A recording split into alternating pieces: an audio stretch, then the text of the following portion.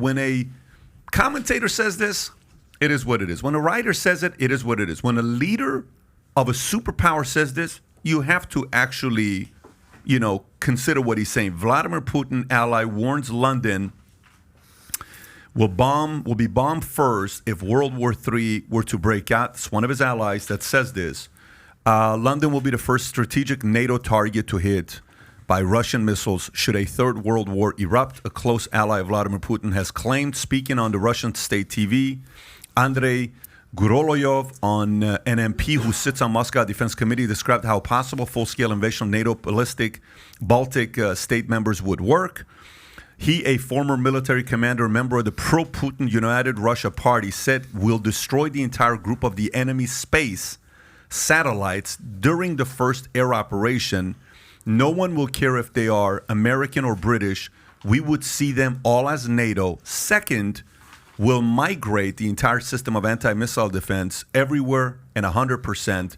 Third, we'll certainly won't start from Warsaw, Paris, or Berlin. The first to be hit will be London. How much credence should we give to this? I think that's political barking. Look at the Russian army's performance in Ukraine.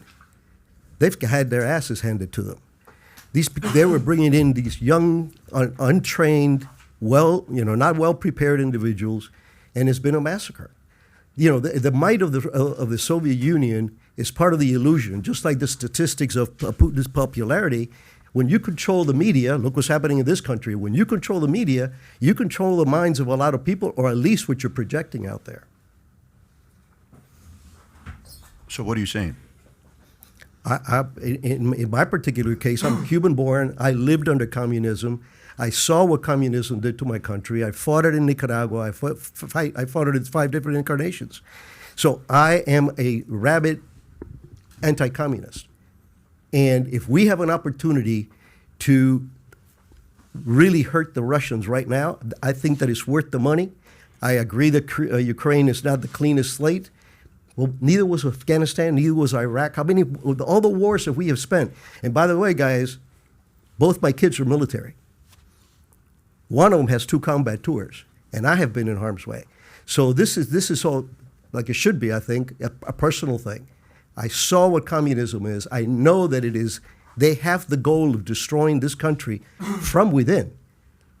From within. They don't need to attack us. They're attacking us through the media and all this undermining that they're doing. Let me ask you, what do you think about Yuri Bezmenov? I don't know. Okay, because if you're going that angle, maybe I thought you were going that angle. Go ahead, Roger. What do you think? Well, I certainly share his anti-communism.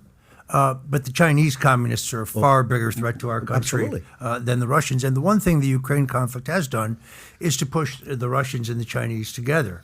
They have had a historical distrust of each other. They share a common border. Richard Nixon got us a strategic arms limitation agreement out of the Russians by playing them off against the Chinese. So, but to the extent that the Russians have economic problems, they have a very wealthy neighbor willing to prop them up, and Deng Xiaoping keeps sending that signal. So I also don't think that the war is going swimmingly for the Ukrainians. I think we're getting a lot of war propaganda, and it appears to me that there are atrocities on both sides. The Azov Brigade, these guys in all wars, in all wars. Well, and that's the most important part right there, is what Roger just said, is that Russia's economy is smaller than South Korea's, and to date, this is Reuters, June 27th. The ruble is still the world's strongest currency against the dollar. The Russian economy has not tanked like people expected it to. It's still smaller than South Korea. But what Roger said, we're pushing Vladimir Putin into the arms of Xi Jinping. Xi Jinping is the threat. We're sending $50 billion to Ukraine. We're sending missile systems. We're sending 100,000 troops. We're not going to be able to defend ourselves in a couple months with the strongest nuclear power on the face of the earth. Why are we worried about Russia? Yes, I agree with an anti-communist stance. But again, Russia isn't what we should be worried about. What happens 3 steps down the road when China makes a move on Taiwan?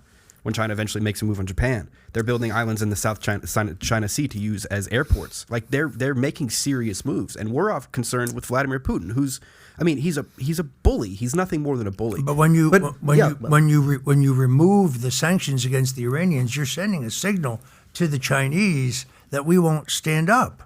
So, when your foreign policy exudes weakness, it's an open invitation for the Chinese to move on Taiwan. It's an invitation for the world. I mean, you've heard the comparison of Biden with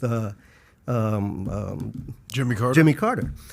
Jimmy Carter was at least a very decent moral man and not a corrupt man. He was a very naive man. But what happened as soon as he took over? Russia takes over Afghanistan. The Iranian hostage crisis. We had people there for 444 days. Give away the Panama Canal, which is a huge strategic mistake. But what happened when Reagan came in? As soon as he swore in, the hostages were released. So I totally agree with you. We need to have leadership, and that was one of the beauties about Trump. You don't mess with Trump because he is going to come at you. So if you like this clip and you want to watch another one, click right here. And if you want to watch the entire podcast, click right here.